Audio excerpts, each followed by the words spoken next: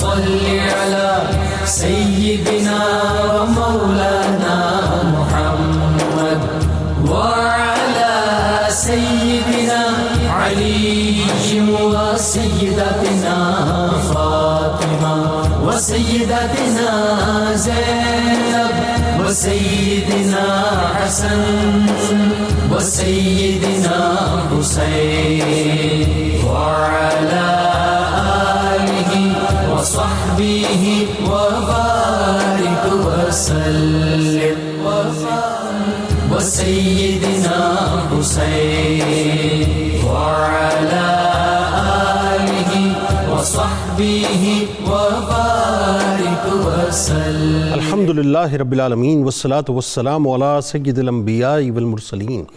اللہم صلی علی سیدنا و مولانا محمد وعلی آلہ واصحابہ وبارک وسلم وصلی علیہ. دنیا کے تمام دیکھنے والوں کو، تمام چاہنے والوں کو، تمام پیار کرنے والوں کو، اور جہاں جہاں تک اس وقت میری آواز کو سنا اور مجھے دیکھا جا رہا ہے، جنید اقبال کی جانب سے انتہائی محبت کے ساتھ السلام علیکم. ایک بار پھر ناظرین، آپ کو پر نور صبح میں صبح نور کے ساتھ میں دل کی گہرائیوں سے خوش آمدید کہتا ہوں. اور آئیے بلا توقف چلتے ہیں حضرت ابو انیس محمد برکت علی علیہ رحمہ کی تالیف اسماء النبی کریم صلی اللہ علیہ وآلہ وسلم سے رسول اللہ صلی اللہ علیہ وآلہ وسلم کا ایک اسم مبارک پڑھنے اور سننے کی سعادت حاصل کرتے ہیں. سیدنا اجود الناس صلی اللہ علیہ وآلہ وسلم، ہمارے سردار، سب سے زیادہ سخاوت فرمانے والے. درود و سلام بھیجے اللہ آپ صلی اللہ علیہ وآلہ وسلم پر، آپ صلی اللہ علیہ وآلہ وسلم کے آل پاک پر، اور صحابہ کرام رضوان اللہ تعالیٰ علیہم اجمعین پر. حضرت انس رضی اللہ تعالیٰ عنہ بیان کرتے ہیں کہ ایک شخص بارگاہ رسالت مآب صلی اللہ علیہ وآلہ وسلم عرض کرنے لگا کہ میرے گھر میں فاقہ ہے، لہٰذا مجھے کچھ عنایت فرمائیں. تو آپ صلی اللہ علیہ وآلہ وسلم نے اس شخص کو 2 پہاڑوں کے درمیان وادی کے برابر بکریاں عطا فرمائیں. تو اس نے اپنے قبیلے والوں سے کہا کہ حضرت محمد صلی اللہ علیہ وآلہ وسلم اتنا زیادہ نوازتے ہیں کہ غریبی اور مفلسی کا اندیشہ بھی نہیں رہتا. ناظرین کرام، آج کا پروگرام بہت اہم ہے، 2 حصوں میں تقسیم کریں گے. پہلا حصہ جنگ یرموک، اس کے اسباب، حالات، واقعات اور اس کے نتائج پہ بات کریں گے. بڑی اہم ترین جنگ ہے ناظرین، اور یعنی یہ سمجھ لیجئے کہ ٹرننگ پوائنٹ. اور دوسرا شیخ الاسلام حضرت مخدوم محمد ہاشم ٹھٹوی رحمۃ اللہ علیہ کی بارگاہ میں چلیں گے. تو قربان جائیے سرکار مدینہ صلی اللہ علیہ وآلہ وسلم پر.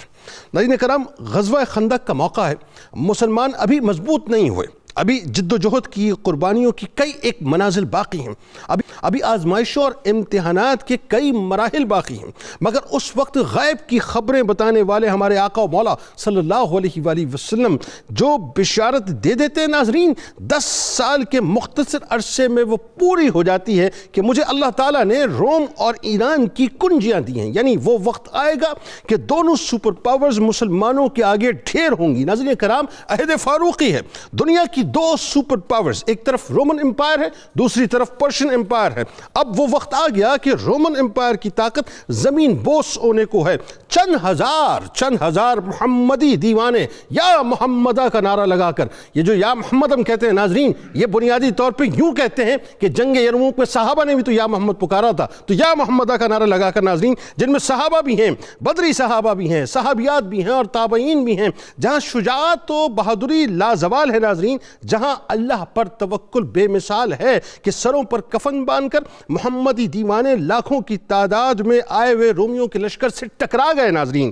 یعنی اس وقت کی سپر پاور سے ٹکرا گئے، اور چشم فلک نے یہ منظر کبھی نہ دیکھا تھا کہ یہ وہی جنگ ہے ناظرین جہاں ایک موقع پر 60 محمدی دیوانے 60,000 رومیوں سے ٹکرا گئے کہ اس دن محمدی دیوانوں کی جرت و شجاعت کی تاریخ میں ناظرین مثال نہیں ملتی کہ اس فتح کے بعد مزید فتوحات کا حاصل کرنا اور اسلامی سلطنت کو وسیع سے وسیع تر کرنا بہت آسان ترین ہو گیا. اس جنگ میں ناظرین ایک دن ایسا بھی آیا کہ سیدنا خالد بن ولید رضی اللہ تعالیٰ عنہ کے دستے مبارک میں ناظرین 1 نہیں 2 نہیں مسلسل 9 تلواریں ٹوٹیں. یہ وہی جنگ ہے ناظرین جہاں زبیر بن عوام رضی اللہ تعالیٰ عنہ دشمن کے لشکر کے قلب کو چیر کر اس پار سے اس پار اور اس پار سے اس پار تشریف لے کر آئے. یہ وہی جنگ ہے ناظرین جہاں حضرت اکرمہ رضی اللہ تعالیٰ عنہ نے 400 محمدی دیوانوں کو، میں محمدی دیوانوں کا لفظ استعمال کر رہا ہوں بار بار ناظرین، 400، کیونکہ جب تک دیوانگی محمد رسول اللہ صلی اللہ علیہ وآلہ وسلم سے نہیں ہوگی ناظرین، اس وقت تک مسئلہ حل نہیں ہوتا. تو محمدی دیوان ناظرین 400 محمدی دیوانوں سے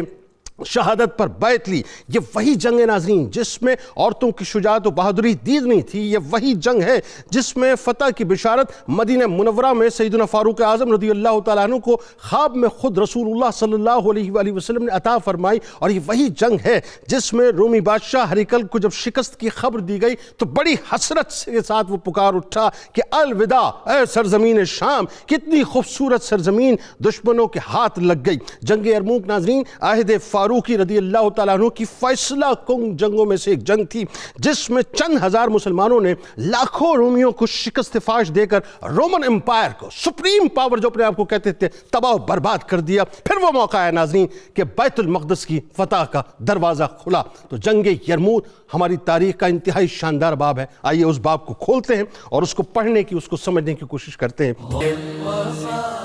تو آغاز کرتے ہیں، ذرا یہ بتائیے سب سے پہلے جو پس منظر تھا وہ کیا تھا اس جنگ کا، اور کس انداز سے جو ہے وہ اپنا حالات اور واقعات کو آپ دیکھتے ہیں، بتائیے۔ بسم اللہ الرحمن الرحیم، اللہم صلی علی محمد وعلی آل محمد وبارک وسلم۔ بہت شکریہ محترم جنید اقبال صاحب۔ جنگ یرموک کا پس منظر جاننے کے لیے ہمیں اس بات کو مد نظر رکھنا چاہیے کہ پروردگار عالمین کا فرمان ہے، ان اللہ یحب الذین یقاتلون فی سبیلہ صفا کأنہم بنیان مرصوص۔ وہ لوگ اللہ کے پسندیدہ اور اللہ کے محبوب ہیں جو سیسا پلائی دیوار بن کر اس کی راہ میں جہاد کرتے ہیں۔ پھر ان جہاد کرنے والوں کے لیے اللہ رب العزت نے فرمایا کہ حقاً علینا نصر المومنین، ہم نے مومنوں کی مدد اپنی ذات پر لازم کر رکھی ہے۔ پھر اللہ رب العزت فرمائے کہ ان ینصرکم اللہ فلا غالب لکم، اگر اللہ تمہاری مدد کو آ جائے تو کوئی تم پر غلبہ پا ہی نہیں سکتا۔ سبحان اللہ، سبحان اللہ۔ اور یہ بھی اللہ رب العزت کا فرمان ہے کہ لا تہنوا ولا تحزنوا وانتم الاعلون ان کنتم مومنین۔ تم نے اگر ایمان کو سنبھال رکھا ہے تو یاد رکھو تمہیں کوئی سستی اور کسی غم کی ضرورت نہیں، غلبہ تمہارا مقدر ہے۔ جنگ یرموک ابتدا تو وہاں سے ہو جاتی ہے جب رسول اکرم رحمت عالم صلی اللہ علیہ وسلم نے غزوہ خندق میں پتھر پر اپنی کدال مارتے ہوئے لوگوں کو بتا دیا تھا۔ پھر آپ صلی اللہ علیہ وسلم نے اپنی حیات طیبہ میں اسامہ کو لشکر کا امیر بنا کر رومی سرحدوں پر بھیجا۔ پھر غزوہ تبوک کو بھی یہی سبب تھے، لیکن اس کے بعد ہم دیکھتے ہیں کہ قرآن کریم نے جب یہ کہا کہ ایمان اگر تمہارے اندر موجود ہے، اور ایمان نام ہے محمد عربی صلی اللہ علیہ وسلم پر فدایت کا، جنگ یرموک کو سامنے رکھتے ہوئے علامہ اقبال نے جو کہا کیا خوب تھا کہ اے ابو عبیدہ رخصت پیکار دے مجھے، لبریز ہو گیا میرے صبر و سکون کا جام۔ میدان جنگ ہے، اور صحابہ کرام رضوان اللہ علیہ مجمعین اللہ کے دین کو غالب کرنے کے لیے جس انداز سے میدان میں اترے ہیں، وہاں ان کے نزدیک ایمان کیا ہے۔ یہ ایمان آج یرموک کو پڑھتے ہوئے، یرموک کے واقعات کو سنتے ہوئے ہمیں اس بات کو دل میں جگہ دینی ہے کہ ایمان کہتے کسے ہیں۔ ابو عبیدہ سے وہ کہتے ہیں کہ بے تاب ہو رہا ہوں فراق رسول میں، ایک دم زندگی بھی محبت میں ہے حرام۔ جانے دے رہے ہیں، اور سامنے کیا ہے کہ شہادت کے مقام سے گزر کر جا کر آقا کا دیدار کریں گے۔ اور وہ جوان اس یرموک کے میدان میں ابو عبیدہ سے کہتے ہیں کہ اے ابو عبیدہ اگر تم نے بھی کوئی پیغام دینا ہو، یہ روح ہے یرموک کو جاننے کی۔ تو ابو عبیدہ کہتے ہیں کہ ہم پر کرم کیا ہے خدائے غیور نے، پورے ہوئے جو وعدے کیے تھے حضور نے۔ اللہ اکبر۔ اب یرموک جب مسلمانوں نے حمص فتح کر لیا، شیراز فتح کر لیا، رستم فتح کر لیا، تو رومی طاقتیں اپنی تمام تر قوتیں مجتمع کر کے مسلمانوں کو صفحہ ہستی سے مٹا دینا چاہتی ہیں، ان میں جبلہ بن احم جس انداز سے لشکر لے کر آتا ہے، دیگر سردار ان کے سپہ سالار آتے ہیں، تو ان کے مقابلے میں سیدنا فاروق اعظم رضی اللہ عنہ نے اس مہم کو، جسے سیدنا صدیق اکبر رضی اللہ عنہ نے، یہ بات بھی ہمیں جاننا چاہیے کہ نبی اکرم رحمت عالم صلی اللہ علیہ وسلم نے ہرقل روم کو خط لکھا تھا، جی بالکل، اور اس میں وَالسَّلَامُ عَلَىٰ مَنِ اتَّبَعَ الْهُدَىٰ اسلم تسلم، اسلام لا، اپنے آپ کو سلامتی میں لیا۔ ٹھیک ہے۔ تو صدیق اکبر رضی اللہ عنہ نے اسی مہم کو آگے بڑھایا، اور آپ سے کہا گیا کہ آپ یہ لشکر نہ بھیجیں، مدینہ منورہ کے حالات ایسے ہیں، لیکن صدیق اکبر رضی اللہ عنہ بھی تو واقف اسرار نبوت تھے، وہ جانتے تھے کہ نبی اکرم رحمت عالم صلی اللہ علیہ وسلم کی زبان اقدس سے جو بات نکلی ہے اس کو پائے تکمیل تک مسلمانوں کی ذمہ داری ہے، ہم اس کو پہنچائیں گے اس کے انتہا تک۔ تو انہوں نے اس کے لیے مسلمانوں کو دعوت دی، خطوط لکھے، پھر مدینہ منورہ مسلمانوں گروہوں سے، قبیلوں سے بھر گیا، ایک جذبے کے ساتھ مسلمان جمع ہوئے، اور پھر عہد فاروقی میں جو فتوحات کا سلسلہ شروع ہوا، وہ جا کر یہ یرموک کے کنارے یہ رومی جیسے جارڈن سی کہا جاتا ہے، اسے یہاں رومی اتنی تعداد میں مسلمانوں کے خلاف جمع ہوئے کہ 18 میل کا احاطہ، 18 میل، یہ بڑی اہم ترین بات ہے، یہ 18 میل کا ایریا کتنا بڑا ہے پروفیسر ذرا یہ بعض لوگوں نے تو یہ لکھا ہے کہ 60 لاکھ رومی، اچھا، اس کے مقابلے میں مسلمانوں کی تعداد 40,000 یا 60,000 بتائی گئی ہے۔ اور اس میدان میں جب یہ تمام سپہ سالار اکرمہ بن ابو جہل، ابو عبیدہ، حضرت خالد بن ولید، حضرت زبیر بن عوام رضی اللہ تعالیٰ عنہ، حضرت عبداللہ ابن زبیر رضی اللہ تعالیٰ عنہ، حضرت عبد الرحمن بن ابی بکر رضی اللہ تعالیٰ عنہ، جی ہاں، یہ حضرات جمع ہوئے اور اس طرح سے اس جنگ کا آغاز ہوا۔ حضرت فضل بن عباس رضی اللہ تعالیٰ عنہ، جی ہاں، جو بڑے بڑے جلیل القدر صحابہ رضی اللہ تعالیٰ عنہ، بلکہ سیدنا حضرت ابو سفیان رضی اللہ عنہ آنکھوں سے معذور ہونے کے باوجود اپنے 2 بیٹوں کے ساتھ موجود تھے، اور یہ انہی کا پھر مشورہ تھا، اس بات کو آگے بڑھاتے ہیں ہم، وہ جو بلکہ یہاں پر میں کہتا چلوں کہ ابو سفیان رضی اللہ عنہ نے لوگوں سے کہا کہ اگر میرے یہ 2 بیٹے معاویہ اور یزید بن سفیان یہ پیٹھ پھیریں تو مجھے بتائیں، میں ان کو سیدھا کر دوں گا، یہ جائیں گے۔ اس جذبے کے ساتھ یعنی مسلمان طلب اور شوق شہادت تھی، وہ لڑا دے ممولے کو شہباز سے، وہ بات ہے۔ اچھا اب ذرا آئیے اس طرف تھوڑا سا، اس کی اسٹریٹجی پہ تھوڑا سا ہم بات کرتے ہیں کہ ایک تو بنیادی طور پہ جو جذبہ جہاد تھا، جس انداز سے جذبہ شوق شہادت تھا، وہ اپنی مثال آپ ہے، یعنی چشم فلک نے یہ منظر دیکھا ہی نہیں صاحب، اور وہاں صورتحال آپ دیکھیے کیا تھی کہ سپر پاور کھڑی ہوئی اپنی بالکل طاقت اور قوت کے ساتھ، اور ایک طرف مسلمان جو ہیں وہ کھڑے میں اپنے جذبہ شوق شہادت کے ساتھ۔ بتائیے۔ بسم اللہ الرحمن الرحیم۔ جنید صاحب بہت شکریہ۔ آج ہم جنگ یرموک پہ بات کر رہے ہیں، اور یہ تاریخ انسانی کی فیصلہ کن جنگوں میں سے وہ جنگیں تاریخ کی جنید صاحب جنہوں نے تاریخ کا دائرہ بدل دیا، ان میں جنگ یرموک شامل ہے۔ اور اگر آپ اس جنگ کو اسٹڈی کریں، پوری دنیا کے عسکری مفکرین نے اس پہ کام کیا ہے، جنگ یرموک پہ، اس کی اسٹریٹجی کیوں اتنی فتح ہو گئی، اور تعداد میں اتنے فرق، واضح فرق کے باوجود کیوں ایک ابدی شکست لے کے ہرقل گیا۔ ابھی آپ نے ایک جملہ ہرقل کا کہا تھا کہ وہ جاتے ہوئے شام کو الوداع کہہ رہا تھا، اور وہ کہہ رہا تھا اب ہم سے کوئی رومی یہاں نہیں آئے گا، واپس نہیں آئے گا، اگر آئے گا تو ڈرتا ہوا آئے گا، واپس نہیں۔ تو یہ جو اس کو شکست ملی، اس کو پوری دنیا کے مفکرین نے، عسکری مفکرین نے تحقیق کا موضوع بھی بنایا۔ اس کا سبب جنید صاحب ہمیں سمجھنا چاہیے کہ جو ایمان کی طاقت تھی، ایمان کی بصیرت تھی، ایک بصیرت ہوتی ہے دنیا کی، ایک ویژن ہوتا ہے دنیا کا، عقل کا، فکر کا اور علم کا، اور ایک ویژن ہوتا ہے ایمان کا۔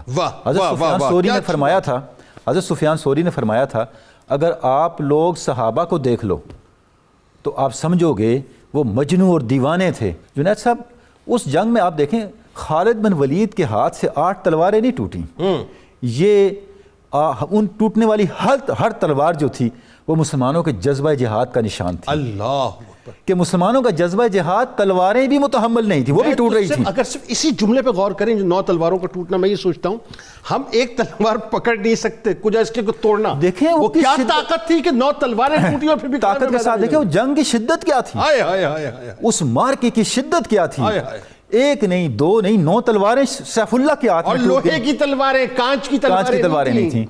جنید صاحب ایک بہت بڑا تھنکر ہے جارج نیف زیگر زندہ ہے، 1949 میں یہ پیدا ہوا تھا، 72 ایئرز اس کی ایج ہے.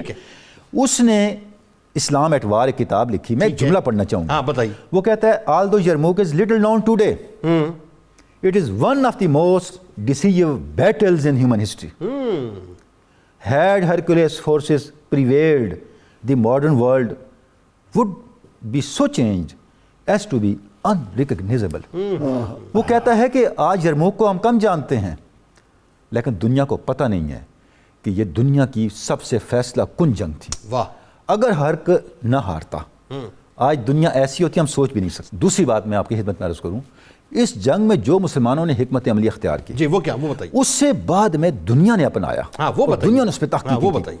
دیکھیں جس وقت یہ لشکر ہو رہے تھے، قیام پذیر ہو رہے تھے، تو جو لشکر رومیوں کا تھا جنید صاحب، وہ دریائے یرموک کے کنارے 2 نہروں کے درمیان انہیں اپنا سٹے کیا. اوکے. ایک طرف رکات تھی اور ایک طرف الان تھا. 2 جنگیں تھیں، 2 ندیاں تھیں، 2 نہریں تھیں، اور وہ اپنی طرف سے اپنے آپ کو محفوظ کر رہے تھے. ٹھیک ہے.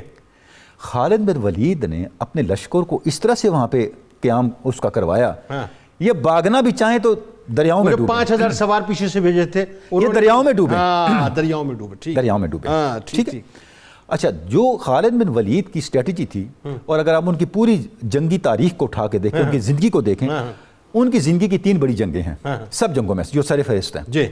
احد، معرکہ یمامہ اور جنگ یرموک. اچھا ایک بات دیکھیں آپ، کمال بات یہ کہ آپ اس وقت سپہ سالار سے کی پوسٹ سے معزول کر دیے گئے، سپاہی بنا دیے گئے، پوٹینشل میں فرق نہیں آیا آپ کے. جنید صاحب ان کی جنگیں اللہ اور رسول کے لیے تھیں. ہائے ہائے ہائے ہائے ہائے. ابھی جو شعر پڑھا پروفیسر صاحب قبلہ نے کہ ہم پہ کرم کیا خدائے غیور نے، واہ واہ واہ، پورے ہوئے جو وعدے کیے تھے حضور نے. ہائے ہائے ہائے. وہ عہدوں کے لیے تھوڑے ہی لڑ رہے تھے. بالکل ٹھیک.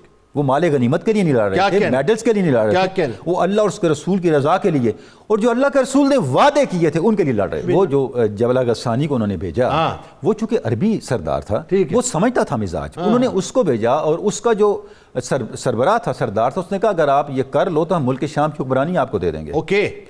اس کو یہ لالچ دے کے بھیجا گیا. یعنی وہ 60,000 کی کل فوج نہیں تھی، یہ ہمیں جاننا چائیے. اچھا اچھا. دیکھیں تاریخ تو ہمیں یہ کہتی ہے کہ 10 لاکھ تک ہسٹورین نے ریکارڈ پہ لے کے آئے، اور کم از کم 2 لاکھ تک بھی مورخین نے لکھا. اس سے نیچے کوئی نہیں آیا، اس سے نیچے کوئی نہیں آیا. اور اس کے مقابلے میں ابو سفیان 30 بندے لے کے نکل رہے تھے. اوکے. حضرت خالد بن ولید. ٹھیک ہے. اب انہوں نے جو ابو سفیان رضی اللہ تعالیٰ نے کہا، دوستوں نے کہا بھی آپ 30 کو 60 کر لیں. ٹھیک ہے. 60 کر.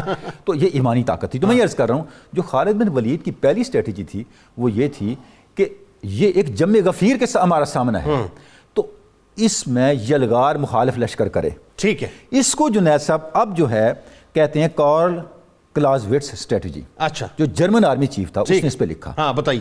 کہ یہ جو اسٹریٹجی خالد بن ولید کی ہے یہ مخالف لشکر کا حوصلہ کم کر دیتی ہے. دوسرا جو انہوں نے اختیار کیا اس کو کہتے ہیں خوف قتال. انہوں نے ایسا ماحول پیدا کیا لشکر کے اندر، رومیوں کے اندر، کہ ان میں خوف طاری ہو گیا، اور اس کو آج کہتے ہیں لٹل ہارٹ اسٹریٹجی. اچھا. یعنی یہ جو دونوں اسٹریٹجیز خالد بن ولید نے جنگ میں استعمال کی، جنید صاحب بعد میں جو وار ہسٹورین تھے، وار تھنکرز تھے، انہوں نے اس کو باقاعدہ ایک تھیوری کے طور پہ پیش کیا. ناظرین کرام آئیے چلتے ہیں، آپ کو لیے چلتے ہیں ڈاکٹر صاحب کی جانب، اور ڈاکٹر صاحب سے ذرا پوچھتے ہیں. ڈاکٹر صاحب اب یہ بتائیے، جنگ یرموک میں خالد بن ولید رضی اللہ تعالیٰ عنہ کا چونکہ تذکرہ پاک آیا، تو یہ ان کا تذکرہ ممکن نہیں ہے کہ مکمل ہو ہی نہیں سکتا کہ تلوار پہ تو کیا یقین تھا، اپنی طاقت پہ تو کیا زعم تھا.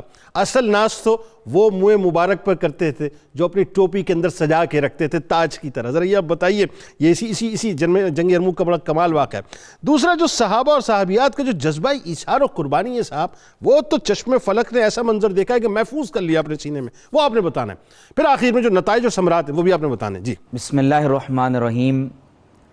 حضرت امام حاکم اور امام طبرانی اپنی احادیث کی کتابوں میں روایت فرماتے ہیں کہ جنگ یرموک کے موقع پر حضرت سیدنا خالد بن ولید رضی اللہ تعالی عنہ جو سپہ سالار کی حیثیت سے اس جنگ میں اپنی خدمات سر انجام دے رہے ہیں.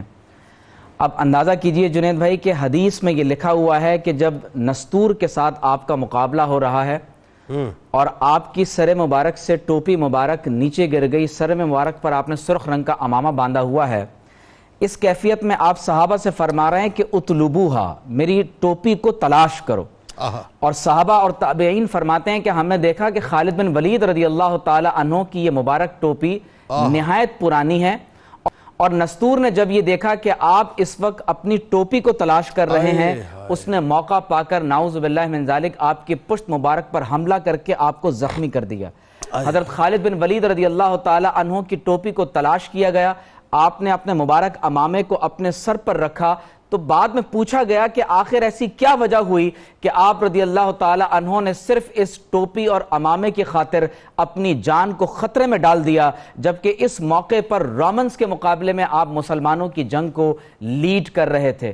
تو حضرت خالد بن ولید رضی اللہ تعالی عنہ نے فرمایا کہ اعتمر رسول اللہ صلی اللہ علیہ وسلم فحلق راسہ، رسول اللہ صلی اللہ علیہ وسلم نے عمرے کے بعد جب اپنے سر مبارک کو منڈوایا تو وَابْتَدَرَ النَّاسُ جَوَانِبَ شَعْرِهِ، تو لوگ آپ علیہ السلام کے منہ مبارک کو حاصل کرنے کے لیے ایک دوسرے کے اوپر آگے بڑھنے کے لیے سبقت لے جانے کی کوشش کرنے لگے۔ آپ ذرا منظر دیکھیں کہ صحابہ حضور علیہ السلام کا طواف کر رہے ہیں کہ کس طرح سے حضور علیہ السلام کے منہ مبارک نصیب ہو جائیں۔ تو آپ فرماتے ہیں کہ فَسَبَقْتُهُمْ إِلَى نَاصِيَتِهِ، میں نے سب سے پہلے آگے بڑھ کر حضور علیہ السلام کے پیشانی مبارک کے میں نے بالوں کو لے لیا، اور پھر جو جملہ آپ نے ارشاد فرمایا وہ یہ ہے کہ میں نے ان مبارک بالوں کو اپنی ٹوپی میں سجا لیا، فَلَمْ أَشْهَدْ قِتَالًا وَهِيَ مَعِي إِلَّا رُزِقْتُ النَّصْرَ، فرمایا کہ میں کسی جنگ میں شریک نہیں ہوتا مگر یہ کہ وہ منہ مبارک میرے ساتھ ہوتے ہیں، اور ان منہ مبارک کی برکت سے اللہ تبارک و تعالی مجھے جنگوں میں نصرت عطا فرماتا ہے۔ جنید بھائی، ایک حکمت تو یہ تھی کہ آپ کو جنگ میں نصرت ملتی ہے، اور دوسری بات یہ ہے کہ منہ مبارک کے ادب کی وجہ سے کہ اس کا مقام حالت جنگ میں بھی زمین نہیں بلکہ خالد بن ولید کا سر اور ان کا امامہ ہے، منہ مبارک کے ادب میں آپ نے اپنی جان کو خطرے میں ڈال دیا۔ پھر آپ دیکھیے کہ اسی جنگ میں 3 صحابہ کا وہ واقعہ ہے جو العطش العطش کہہ رہے ہیں۔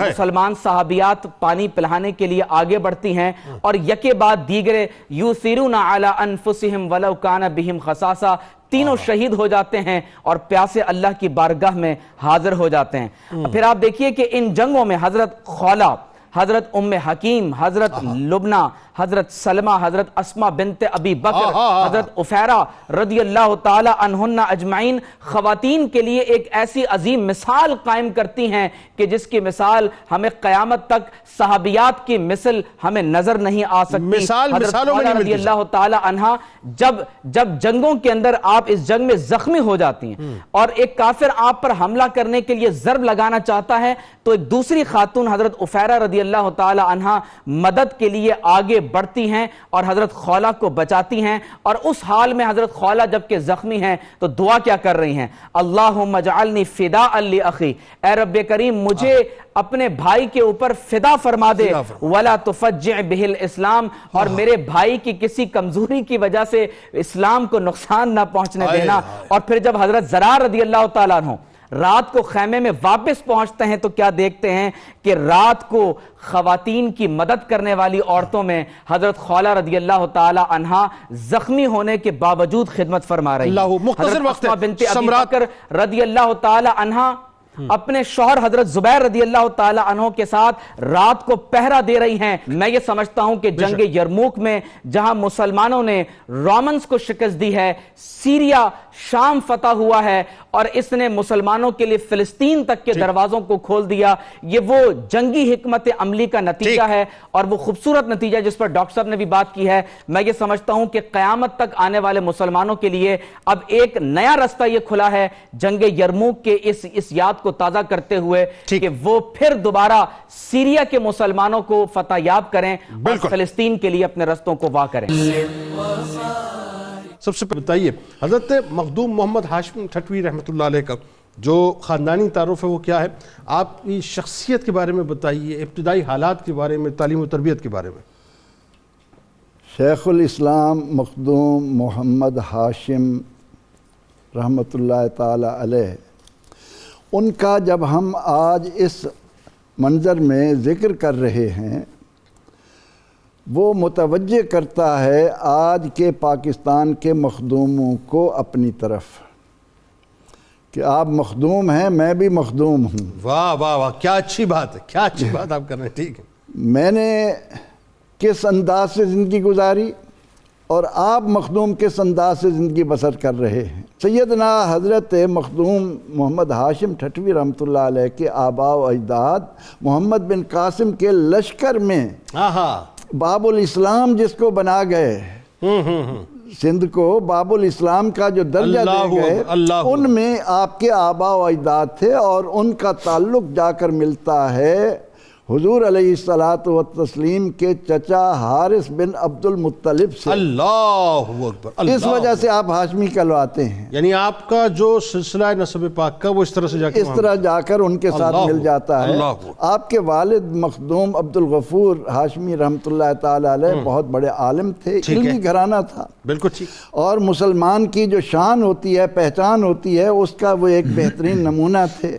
ان کے ہاں اللہ تعالیٰ نے جب یہ بیٹا دیا تو انہوں نے ہوش آنے پر سب سے پہلے، یعنی جب یہ سمجھدار ہوئے، چلنے پھرنے قابل ہوئے، انہوں نے انہیں حافظ قرآن بنایا، صرف و نحو کی تعلیم دی، فارسی کی تعلیم کے زیور سے آراستہ کیا، اور اس انداز میں کہ آپ 9 برس کی عمر میں، یعنی بعد میں آپ ٹھٹھا تشریف لائے پنہوڑ سے، اور وہاں کے جو اس وقت کے بہترین اساتذہ تھے ان کی خدمت میں رہ کر 9 برس کی عمر میں آپ نے اپنے آپ کو ان علوم میں پائے تکمیل تک پہنچایا اور کمال حاصل کیا۔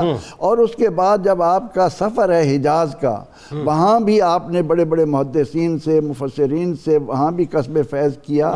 تو آپ کے والد ماجد پہلے پنہوڑ رہتے تھے، پنہوڑ کہلاتے بھی تھے، وہاں سے معاشی حالات کی وجہ سے آپ ٹھٹھا آ گئے، وہاں آ کر آپ نے پھر مخدوم ہاشم رحمۃ اللہ تعالی علیہ نے علمی طور پر اپنے آپ کو اس میدان میں اتنا پختہ کیا، اور صرف یہ نہیں کہ علم، بلکہ اس کے ساتھ ساتھ تقوی و طہارت میں بھی، چونکہ یہ خاندان ایک ممتاز حیثیت کا حامل تھا، انہوں نے اپنے کردار کی تکمیل علم اور عمل دونوں کے ساتھ اس انداز سے کی کہ لوگوں کے لیے وہ محبوب بن گئے۔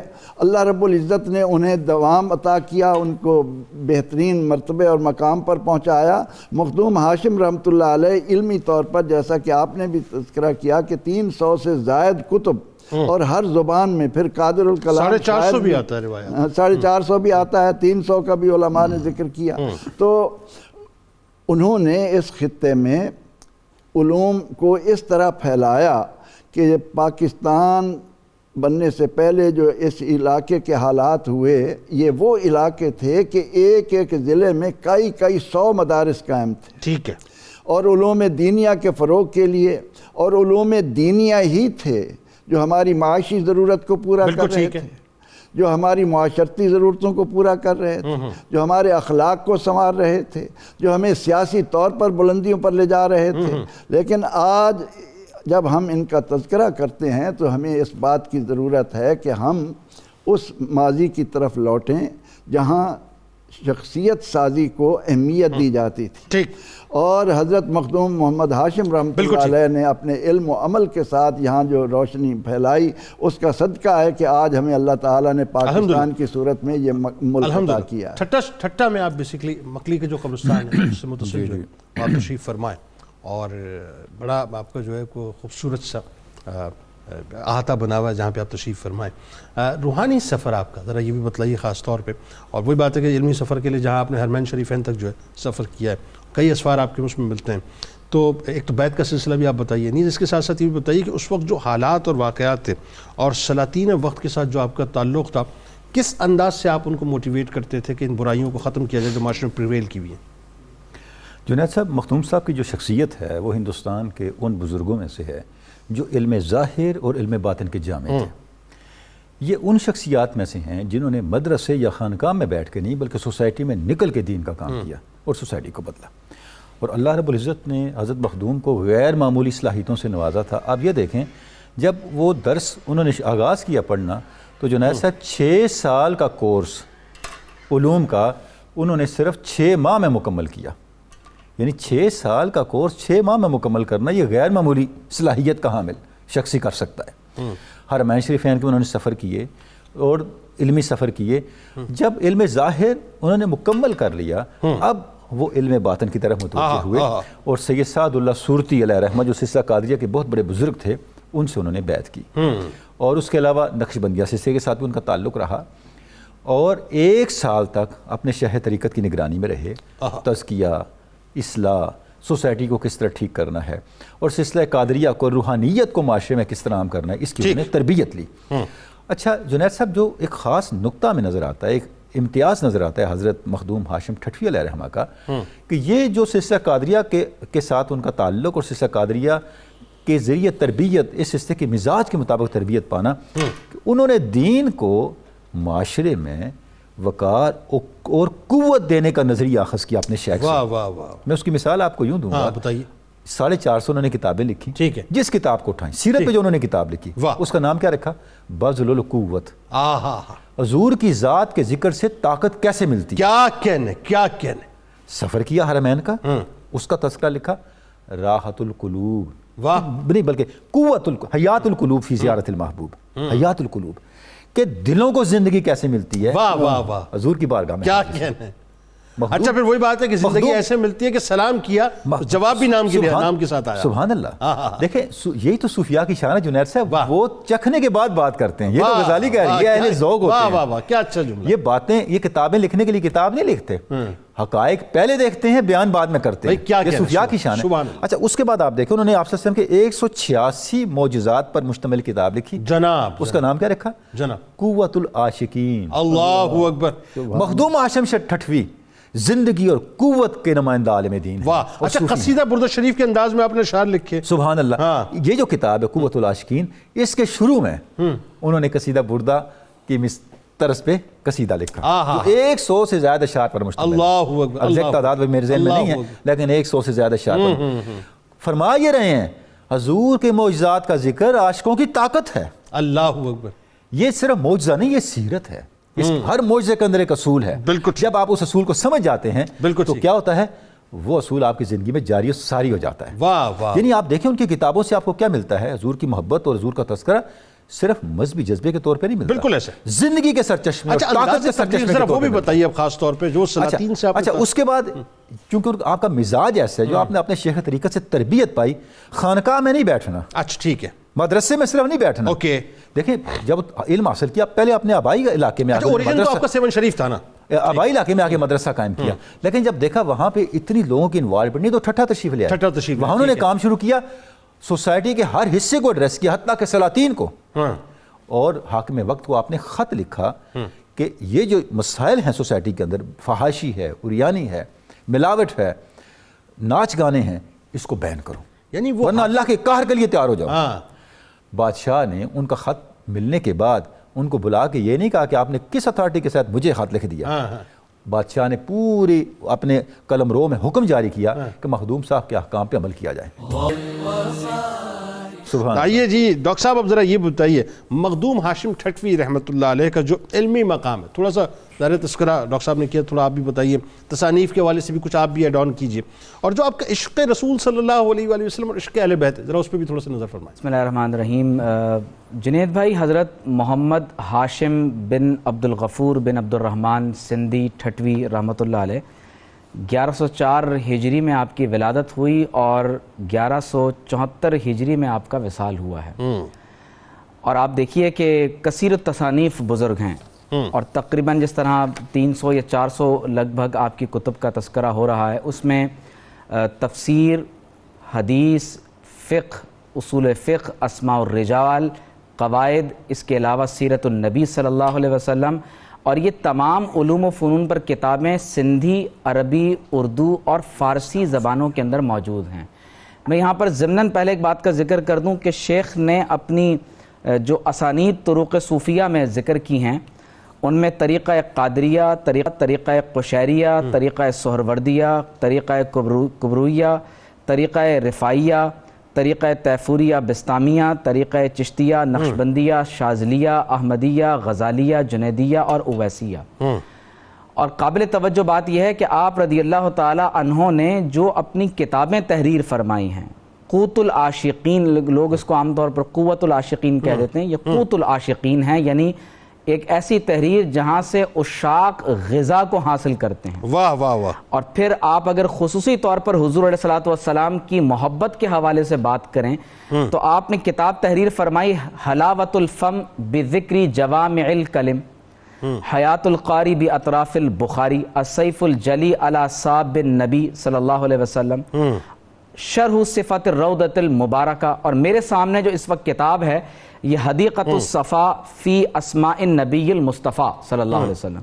اور اس میں حضرت مخدوم ہاشم علیہ الرحمہ خود یہ بیان فرماتے ہیں کہ جب میں نے قاضی ابو بکر بن عربی کے بارے میں یہ سنا کہ انہوں نے لکھا ہے کہ آپ صلی اللہ علیہ وسلم کے اسماء مبارکہ کی تعداد 1000 سے زائد ہے، تو آپ فرماتے ہیں کہ میں نے اس کوشش میں اپنے آپ کو صرف کیا کہ میں آپ صلی اللہ علیہ وسلم کے اسماء مبارکہ کو ایک مقام پر جمع کروں. تو آپ نے نہایت ہی محنت شاقہ کے بعد قرآن و سنت، آثار اور تابعین کے اقوال کی مدد سے تقریباً 1177 حضور علیہ الصلوۃ والسلام کے اسماء مبارکہ کو جمع کیا. اور خود اس کے مقدمے میں لکھتے ہیں کہ یہ میں نے کیوں جمع کیا، فرماتے ہیں تاکہ امت آپ صلی اللہ علیہ وسلم کے اسماء گرامی کا مطالعہ کرے اور آپ صلی اللہ علیہ وسلم پر ہر اسم مبارک کے ساتھ درود و سلام بھیجے. اور پھر آپ کے اشعار میں سے فرماتے ہیں کہ اغثنی رسول اللہ حانت ندامتی، یا رسول اللہ صلی اللہ علیہ وسلم میری مدد فرمائیں کہ میں شرمسار اور نادم ہوں. اغثنی رسول اللہ قامت قیامتی، یا رسول اللہ صلی اللہ علیہ وسلم میری مدد و نصرت فرمائیں کہ میری تو قیامت قائم ہو گئی ہے. اور پھر آپ دیکھیے کہ سیرت پر کتنا بڑا کام ہے. یہ میرے سامنے آپ کی کتاب ہے بذل القوہ فی حوادث سن النبوہ. آپ دیکھیے کہ اس کتاب میں حضرت مخدوم ہاشم ٹھٹوی رحمۃ اللہ تعالی علیہ نے خصوصی طور پر صرف آپ صلی اللہ علیہ وسلم کے جو ماہ و سال اعلان نبوت کے بعد ہیں، آپ نے رسول اللہ صلی اللہ علیہ وسلم کے وصال تک ہر سنہ ہجری میں کیا کیا واقعات ہوئے، اعلان نبوت کے بعد مکہ مکرمہ میں کیا کیا واقعات ہوئے، آپ نے تفصیل کے ساتھ اس کتاب میں آپ نے رقم ماشاءاللہ. ڈاکٹر صاحب وقت کم ہے، اس کے علاوہ جو آپ کی خوبصورت کتابیں، جی بس مختصر وقت کوئی پیغام کتابوں کے نام اور لے لوں کہ فتح القوی فی نسب النبی فی نسب النبی صلی اللہ علیہ وسلم اور تحفۃ السالکین الی جناب الامین، اور ایک بڑی اہم کتاب السیوف القاہرہ علی صاب الخمسۃ الطاہرہ. میں یہ سمجھتا ہوں کہ پیغام یہ ہے کہ سندھ میں جو بسنے والے خاص طور پر لوگ ہیں وہ ان بزرگوں کے ساتھ اپنی نسبت قائم کریں جو اہل علم ہیں. انہیں چاہیے کہ علم ظاہر اور باطن دونوں کے جامع بنیں، کیونکہ مخدوم ہاشم ٹھٹوی رحمۃ اللہ علیہ کی زندگی کا پیغام حب رسول ہے، حب صحابہ اور حب اہل بیت ہے، اور سب سے بڑھ کر یہ کہ علم ظاہر اور باطن کو جمع کرنا ہے. بالکل جی، بہت شکریہ آپ تینوں احباب کا، آپ تشریف لائے، اللہ تعالیٰ اس کی بارگاہ میں قبول فرمائے. ناظرین کرام، کتاب الشفا کی جانب چلتے، آنکھ بیماری کا علاج آپ کو بتلاتے ہیں. فرمان مصطفیٰ صلی اللہ علیہ وآلہ وسلم آپ کو بتلاتے ہیں کہ اگر موسمی حالات کے باعث آنکھوں میں کسی قسم کی کوئی تکلیف ہو تو آنکھوں پر ٹھنڈے پانی سے زیادہ چھینٹے ماریں، انشاءاللہ شفا ہوگی. حضرت علی کرم اللہ وجہ الکریم کا قول مبارک ہے، اپنے عہد و پیمان کو مضبوطی سے تھام کر رکھو اور خاکساری اختیار کرو تاکہ تم فلاح پا جاؤ.